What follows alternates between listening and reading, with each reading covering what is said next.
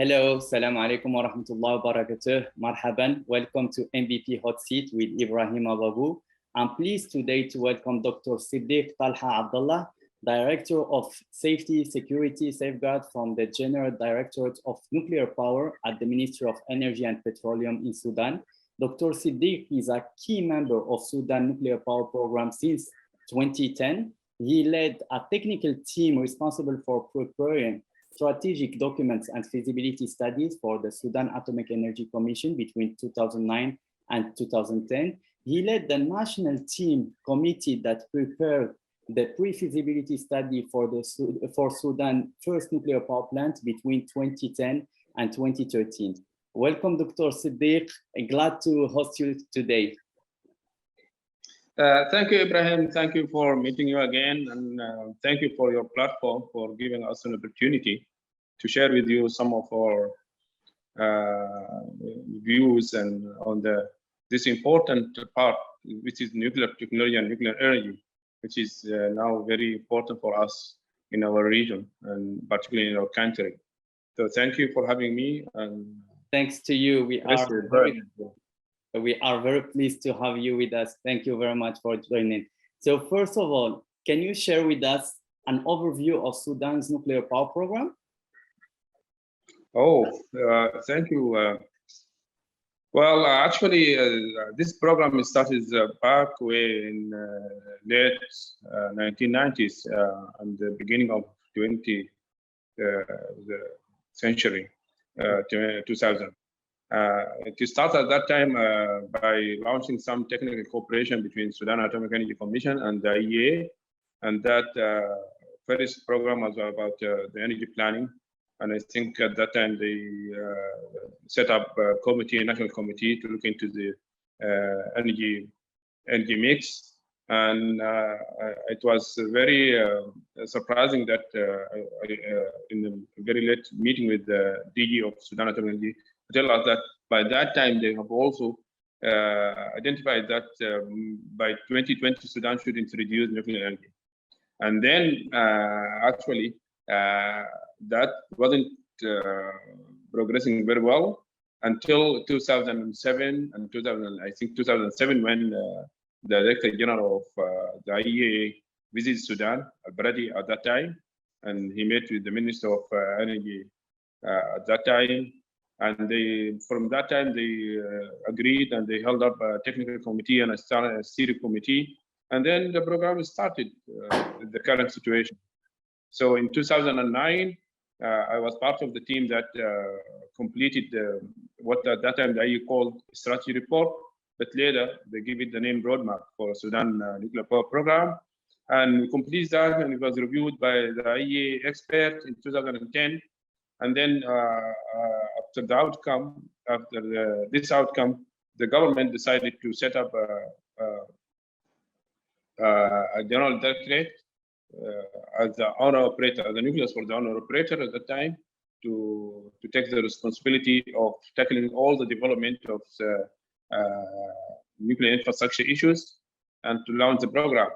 In the same time, from 2009, and I think before that time, in 2007, there was also a separate committee that launched the Sudan Atomic Energy Commission, and that was to draft the nuclear law. As you know, safety and regulation is very important for such program.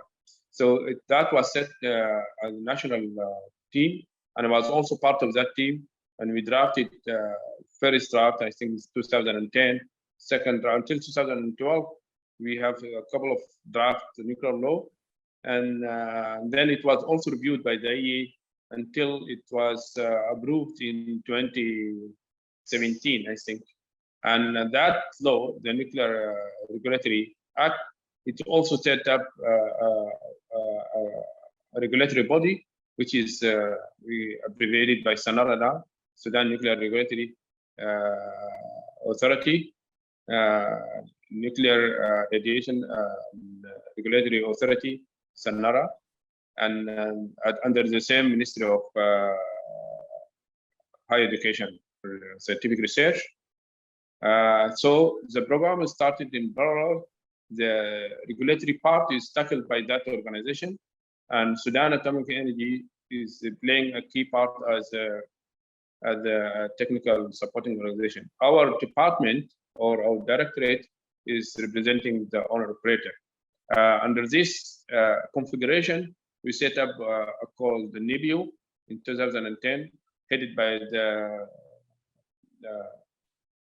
Undersecretary of the Electricity Ministry, which has different names.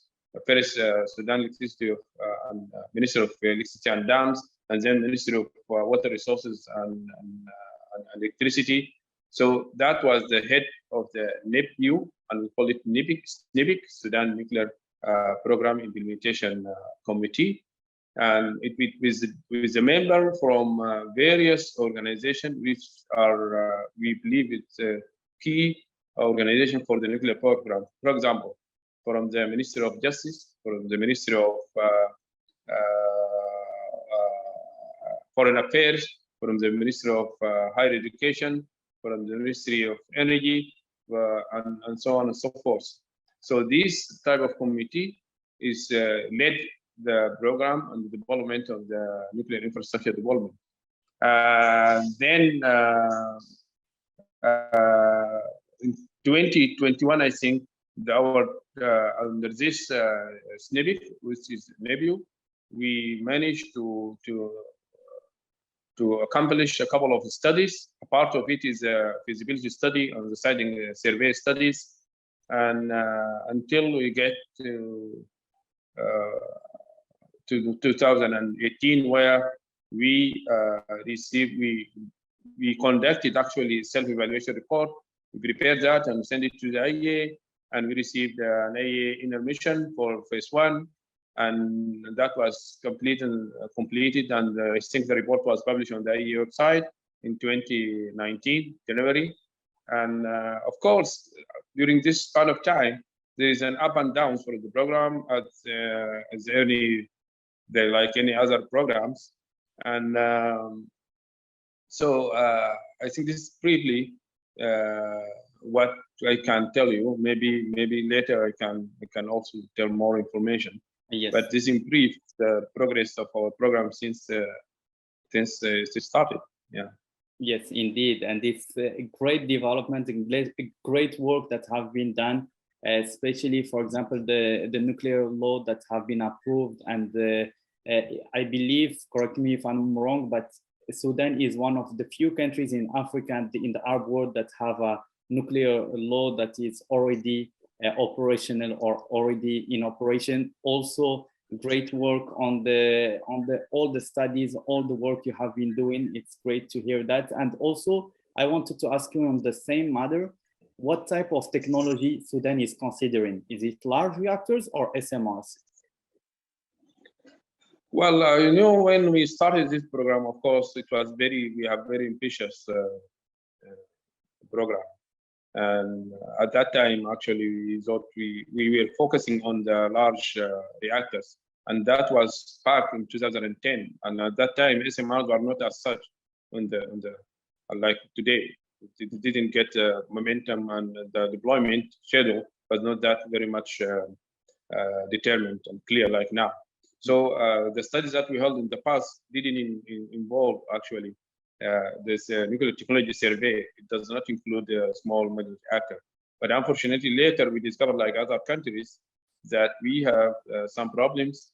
And of course, one of them is the limitation of the grid.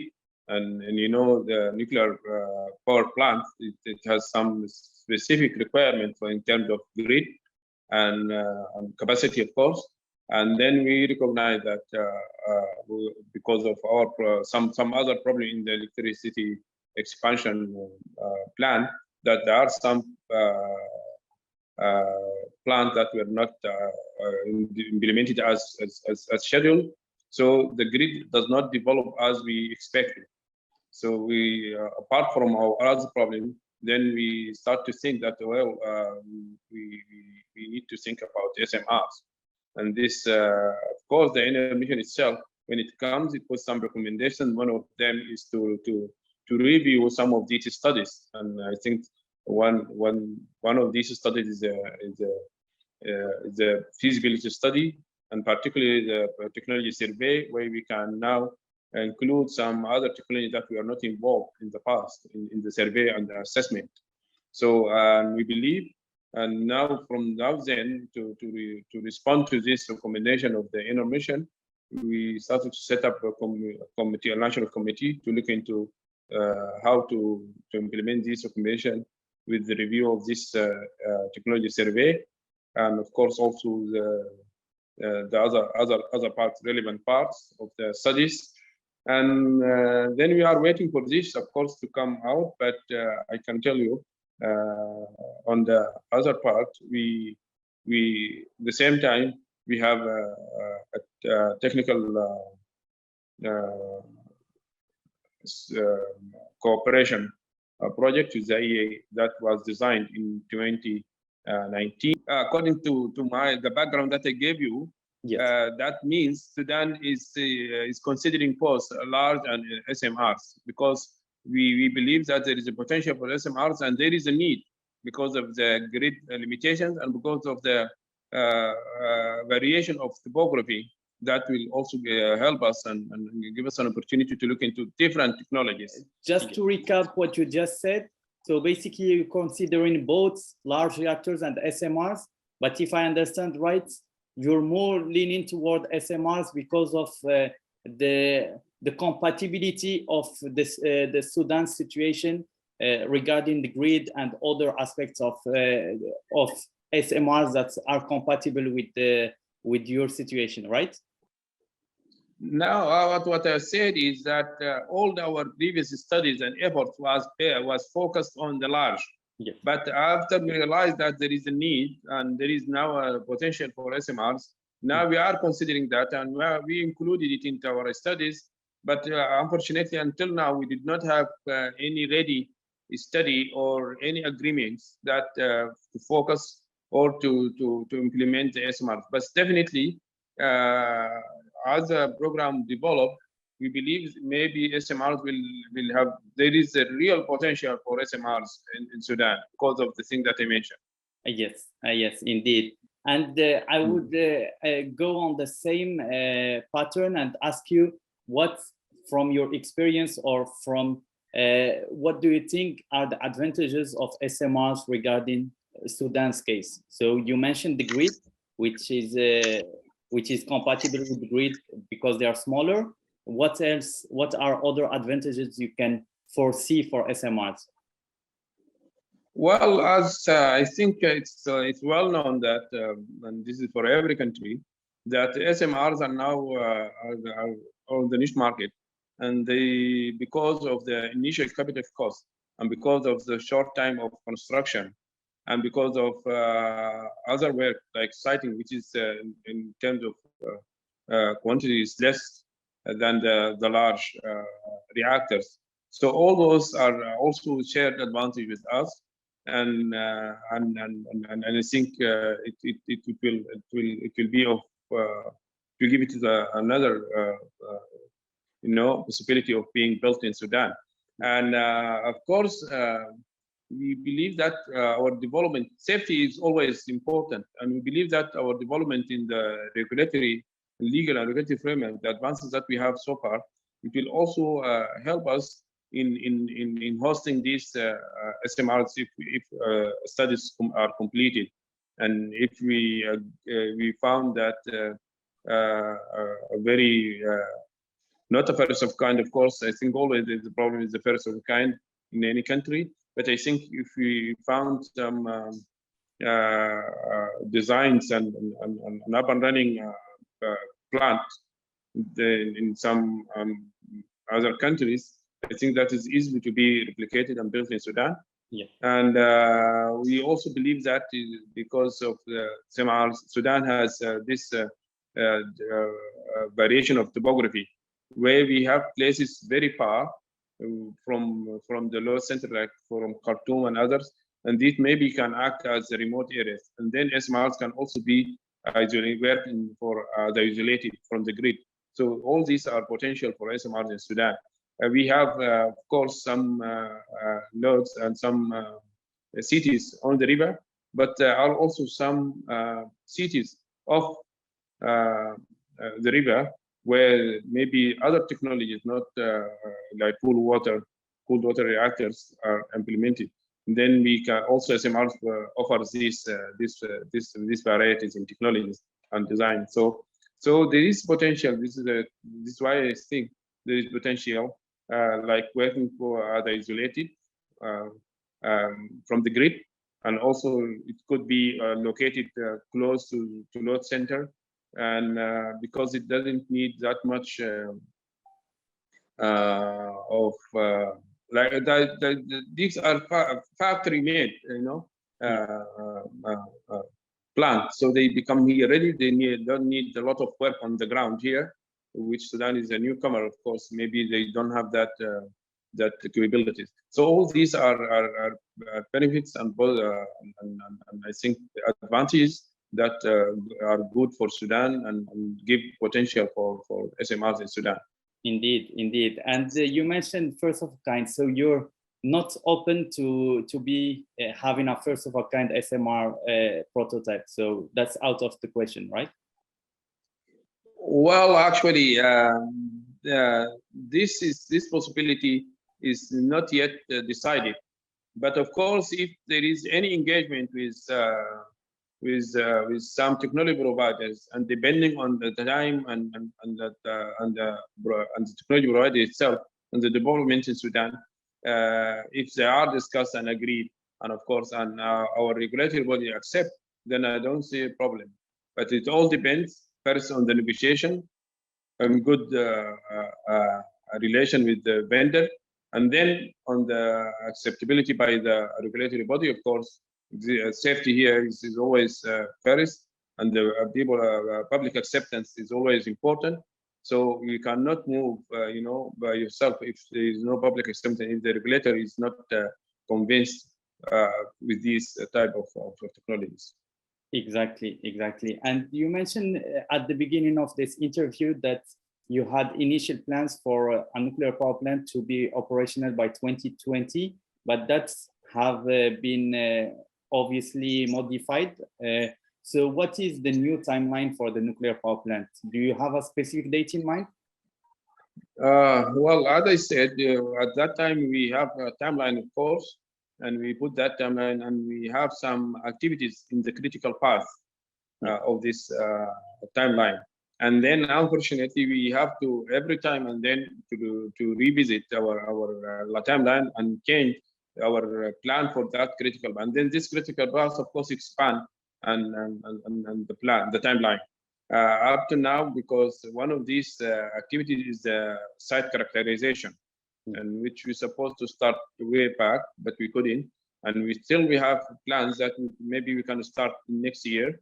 And then if things go as we plan this year until the first half of this year, then maybe by 2026, maybe we can start. That's for the large, of course, for the large plan. And then to be hopefully to be commissioned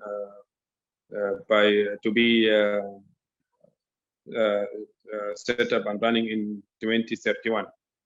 Of course, this plan does not include the SMRs, because the SMR that I mentioned, they are not yet completed studies. We are still busy, but maybe if then SMRs get into the game, maybe the time will be different from that. So we still we don't know about that. We have to wait for the outcome of these studies. Indeed. And you mentioned site characterization. Do you have you identified any potential sites so far, or not yet? Yes, in our previous study, in the site survey studies, we have identified like 9 potential sites, 3 of them on the Red Sea coast and 6 on the River Nile. And then we started to look onto those. We give preferential based on that study. Give preferential to the 3 sites on the Red Sea coast, and but we have to follow up that with the complementary studies, site studies, with some field studies, and then the pre-step for the site characterization. Unfortunately, we are still waiting for that step. We haven't yet completed it. Yeah. Okay, understood. Thank you very much. And you mentioned also an INIR mission that took place in 2018. What are the good practices noted by the INIR team? Yes, it was very interesting mission, and we were very happy with it, and it gave us actually it came after our work has been completed, and then it gave us a push, like, yes, we managed to do something that is reviewed by the IAEA, and they are happy with it. And in fact, they identified, they gave us some of recommendations, of course, and but they also identified some good practices. And as I mentioned earlier, that we have a implementation organization, NEPIO, and the way that we set up that NEPIO is that it's like working in national teams, and those teams they have been identified and set up by a higher level of like from the minister or from the Undersecretary, and our department, our directorate is playing like a technical focal point for organizing this. So this managed to oversee all the work that have been developed in the program, whether it is on the regulatory side or whether it's on the owner-operator side.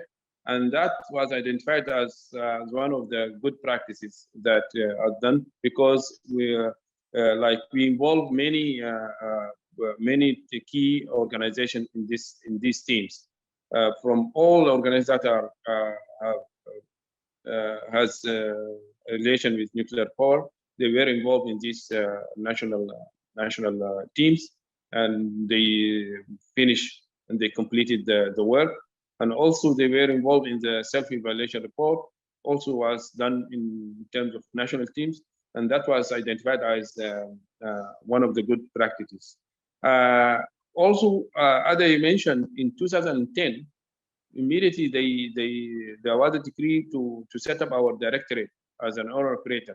So setting up this owner operator at the early stage to oversee the responsibility of the owner operator, it was identified as one of the good practices, because in some countries, I think they according to those experts, they lack this type of identifying all the role of the owner operator from the beginning, because identifying this owner operator at the early stage to oversee all the responsibilities of the owner operator from the start, it was a good practice. And then for the siting studies, in fact, we did disk studies, but the good thing that we have, like the oil exploration was done in Sudan some time ago.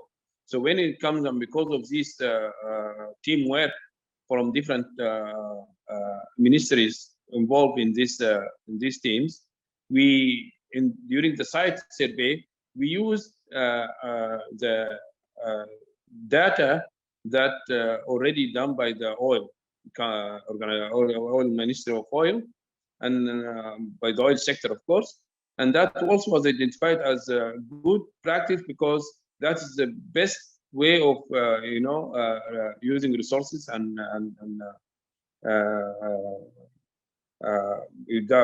benefiting from other of course other data, instead of doubling the work and go back and do that, sharing this type of work. These are, I think, the three practices were as good practice identified by the INIR mission. That's great to hear, and congratulations on that, and keep up the good work. My last question is concerning international cooperation. Apart from the IAEA, who are your partners? Do you have agreements or MOUs with any specific countries?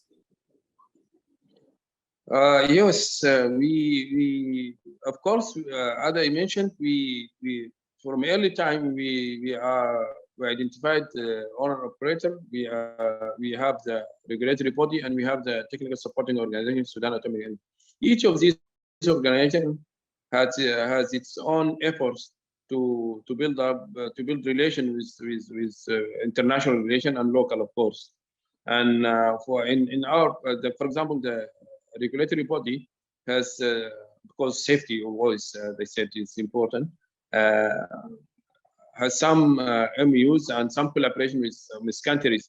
In fact, there are some collaboration, but I think the MOUs are not signed yet, like countries like Morocco, Ethiopia, Egypt, and other countries. And I think they have signed MOUs with the Department of Energy, USA Department of Energy, particularly for the nuclear security capacity building. So from the owner-operator part, from the early, we have signed MOUs and peaceful use agreement with China, and as well with Russia.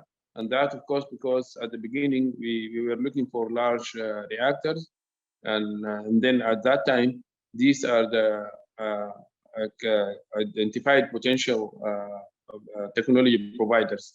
But this is, of course, because of the study that we have, I mentioned earlier, technology survey, and then we signed MOUs, we signed agreements with these countries. However, now now we're looking for the SMRs, and of course also there is some political change in Sudan, and of course maybe we can still have some more collaboration with other countries depending on how our program move forward. Yes, and that's great to have as much possible partners as possible. So basically, the country would have a leverage over while negotiating with different partners instead of going just with one. And also, if I'm not mistaken, for the human capacity building, a lot of Sudanese students go to China to study there, right? Yes, of course. In these MOUs, we have we benefited, particularly we focus on the human resource development, and we send a couple of students to China. We also send students to Russia. We also have students, as I said, each organization has its own. So they send students to other European countries for the regulatory body. Sudan Atomic Energy sends students to Egypt, for example. So we have different countries that we collaborate with, particularly for the human capacity building. So we have a very large, that is apart from the IAEA, of course, participation in different activities. So we have, we believe that we have good collaboration. We managed to train and educate a couple of people. I'm not saying that the needed capacity, but we are working on that, and hopefully we can reach a level that give us the trust and confidence that we can support our program. Thank you very much, Siddig, for this great enlightenments about the nuclear situation in Sudan. I applaud all the effort and the initiative Sudan has done to embark in a nuclear power program. I wish you all the best in your nuclear endeavor. So for our YouTube viewers, feel free to leave your comments on the box below. Stay tuned for the next episode of MVP Hot Seat. Thank you very much, Siddig, for this great interview. Thank you again for having me, and I hope I tell something that's important, and hope to see you again. Thank you very much, Ibrahim, for having me again. Thank you. Indeed. We'll always be happy meeting you, and hopefully now the COVID restrictions are going away, we can meet in person. Yes, again, yes, your platform actually is doing very well. I have participated before in some activities, and I like it. From here, I would like to say thank you for you and for your platform for the services and information that it provided, particularly to the African countries and the newcomers. And we hope that we can also, share our situation with other, as we are looking forward for early engagement with SMR providers and with technology providers. So that your platform maybe will facilitate in that, and will at least convey our message. So thank you very much. Yes.